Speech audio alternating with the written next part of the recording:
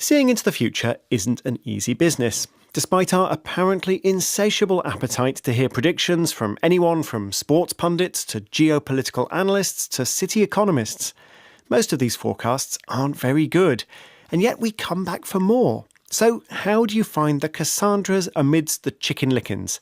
For that matter, are there any Cassandras to find? Can anyone forecast political, social or economic events in a complex world?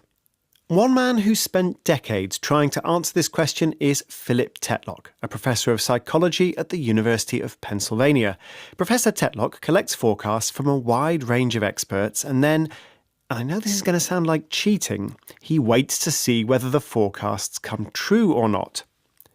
One nickname he has for some of his best forecasters is the Foxes, not to be confused with the woeful Hedgehogs. So I sat down with Philip Tetlock to talk about his work. Many academics make forecasts, but you study forecasts, and you've been studying forecasts for a long time. So how did you get into this whole game? It goes all the way back to late 1984, when there was a lot of speculation about what would happen when Konstantin Chernenko passed away and whether the Soviet Union would move into a neo-Stalinist repressive hunker-down mode in response to the Reagan defense buildup, or whether the Soviet Union would liberalize and open up. And I thought it might be interesting to document the forecasts that each side was making and start keeping count.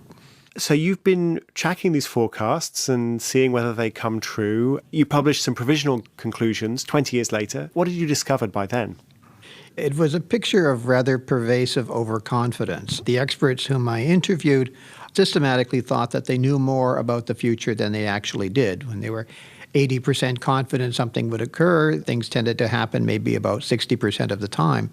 But some experts were pretty well calibrated, and others were really pretty egregiously overconfident. By well calibrated, you mean that they knew what they knew and they knew what they didn't know? Right. So you want a forecaster who puts high probabilities on things that happen, low probabilities on things that don't happen, avoids going in the wrong direction very often.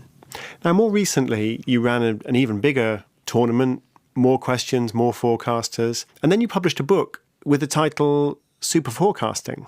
Were these people omniscient? I mean, did they get an uncanny degree of forecast accuracy, or they just had an edge? More of an edge. There's nobody this side of God who always assigns probabilities of 1 to things that happen and 0 to things that don't happen. Mortals work in the domain of uncertainty. Our very best forecasters, on average, were assigning probabilities of about 74% to things that happened and 26% to things that didn't happen. What was it about them that made them better than most of us? The people who thought they were the best forecasters typically weren't. The people who were more circumspect and deferential and cautious about the claims they made about their forecasting, they tended actually to be somewhat more accurate. And you introduced more than 10 years ago now this idea that some forecasters are foxes and some forecasters are hedgehogs. So just tell us about what you meant and how that helps us understand the world. Right. Well, these zoological metaphors are always a bit crude, but the fox-hedgehog distinction is a classic one. It goes back 2,500 years to the Greek warrior poet Archilochus, who, it is alleged, famously said that the fox knows many things, but the hedgehog knows one big thing. You get the sense that the hedgehog is going to come out on top, don't you? With the conflict between the hedgehog and the fox. You do, from the Archilochus quote, and that wasn't true in our work. We thought of hedgehogs were animated by one big idea, one guiding principle. So they might be a Marxist hedgehog or a libertarian hedgehog. Lots of different types of hedgehogs, but they're all hedgehogs because they're all guided by one big animating idea. Whereas the foxes are harder to classify. They're more likely to say things like, on the one hand, on the other hand, but, however. In your book, you have various examples of hedgehogs in action, and one of them is a gentleman called Larry Kudlow. Tell us about Larry.